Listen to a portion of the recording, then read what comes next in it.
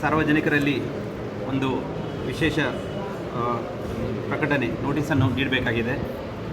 ಕರ್ನಾಟಕ ರಾಜ್ಯ ಕಾನೂನು ಸೇವೆಗಳ ಪ್ರಾಧಿಕಾರ ಬೆಂಗಳೂರವರ ವತಿಯಿಂದ ದಿನಾಂಕ 13/7/2024 ನಮ್ಮ KGF ನ್ಯಾಯಾಲಯದ ಆವರಣದಲ್ಲಿ ರಾಷ್ಟ್ರೀಯ ಲೋಕ ಅದಾಲತ್ವನ್ನು ಆಯೋಜಿಸಲಾಗಿದೆ.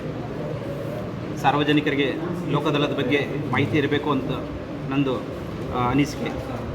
ಲೋಕ ಅದಾಲತ್ ಅಂತಂದರೆ ಒಂದು ರಾಜ್ಯ ಸಂಧಾನದ ಮೂಲಕ ಒಂದು ವಿವಾದವನ್ನು, ಒಂದು ಪ್ರಕರಣವನ್ನು ಬಗೆಹರಿಸುವ ಒಂದು ಪ್ರೊಸೀಜರು. ಈ ಲೋಕ ಅದಾಲತಲ್ಲಿ ಸಿವಿಲ್ ಪ್ರಕರಣಗಳಲ್ಲಿ ಎಲ್ಲ ತರಹದ ಪ್ರಕರಣಗಳು ಮತ್ತು ಕೆಲವೊಂದು ಕ್ರಿಮಿನಲ್ ಪ್ರಕರಣಗಳನ್ನು ಸಹ ನಾವು ರಾಜಿ ಸಂಧಾನದ ಮೂಲಕ ಇತ್ಯರ್ಥಪಡಿಸಿಕೊಳ್ಳಬಹುದು. ಸಾರ್ವಜನಿಕರಿಗೆ ವಿಶೇಷವಾಗಿ ತಿಳಿದುಕೊಳ್ಳಬೇಕಾಗಿರುವುದು ಏನಂತಂದರೆ ಈ ಲೋಕ ಅದಾಲತದ ಲಾಭಗಳು. ಈ ನ್ಯಾಯಾಲಯದಲ್ಲಿ ಉಭಯ ಪಕ್ಷಗಾರರು ರಾಜಿ ಮಾಡಿಕೊಳ್ಳಲು ಈ ಲೋಕ ಅದಾಲತಲ್ಲಿ ಕಕ್ಷಿದಾರರಿಗೆ ಸೂಕ್ತ ಮಾರ್ಗದರ್ಶನವನ್ನು ಮಾಡಲಾಗುತ್ತದೆ. ಅದೇ ರೀತಿ ಇಬ್ಬರು ಪಕ್ಷಗಾರರ ಒಪ್ಪಿಗೆಯಿಂದ ರಾಜಿ ಸಂಧಾನದ ಮೂಲಕ ಒಂದು ಪ್ರಕರಣ ಬಗೆಹರಿಸಲಾಗುತ್ತದೆ.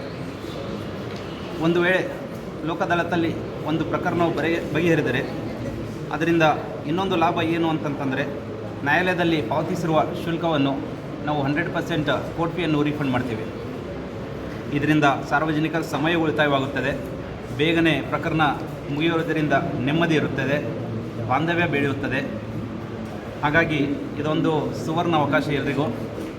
ನ್ಯಾಯಾಲಯದಲ್ಲಿ ವಿಚಾರದಲ್ಲಿರುವ ಪ್ರಕರಣಗಳನ್ನು ಸಹ ರಾಜ್ಯ ಸಂಧಾನದ ಮೂಲಕ ಬಗೆಹರಿಸಿಕೊಳ್ಳಬಹುದು.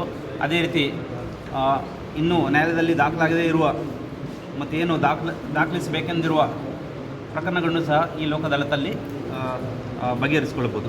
ಹಾಗಾಗಿ ಇದರ ಬಗ್ಗೆ ಎಲ್ಲರೂ ಗಮನವಹಿಸಿ ತಮ್ಮ ತಮ್ಮ ಪ್ರಕರಣಗಳನ್ನು ರಾಜ್ಯ ಸಂಧಾನದ ಮೂಲಕ ಲೋಕ ಅದಾಲತಲ್ಲಿ ಬಗೆಹರಿಸಿಕೊಂಡು ನೆಮ್ಮದಿಯಾಗಿ ಜೀವನ ಮಾಡಬೇಕಂತ ಎಲ್ರಿಗೂ ಹೇಳ್ತಾ ನನ್ನ ಮಾತನ್ನು ಮುಗಿಸ್ತೀನಿ. ಸಂತೋಷ. ಪತ್ರಿಕಾ ಮಾಧ್ಯಮ ಆಯಿತು ಅಥವಾ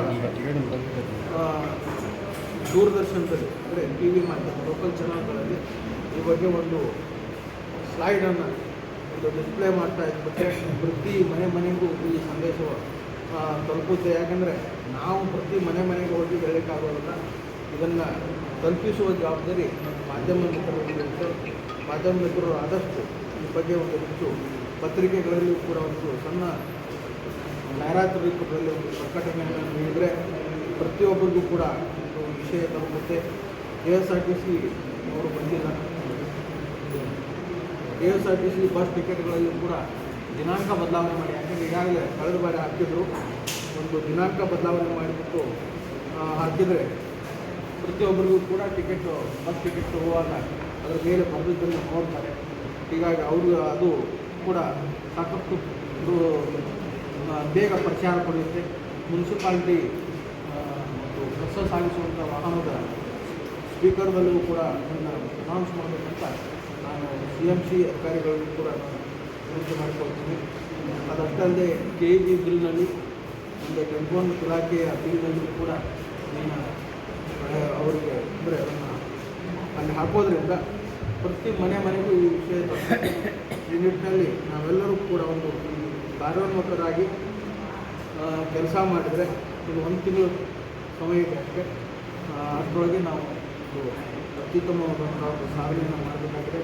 ಈ ನಿಟ್ಟಿನಲ್ಲಿ ಎಲ್ಲರೂ ಕೂಡಿ ನಾವು ಒಂದು ಪ್ರಯತ್ನ ಮಾಡೋಣ. ಈ ಪ್ರಯತ್ನದಲ್ಲಿ ಪ್ರತಿಯೊಬ್ಬರು ಕೂಡ ಪಾಲ್ದಾರರಾಗಬೇಕಂತ ನಾನು ತಮ್ಮಲ್ಲಿ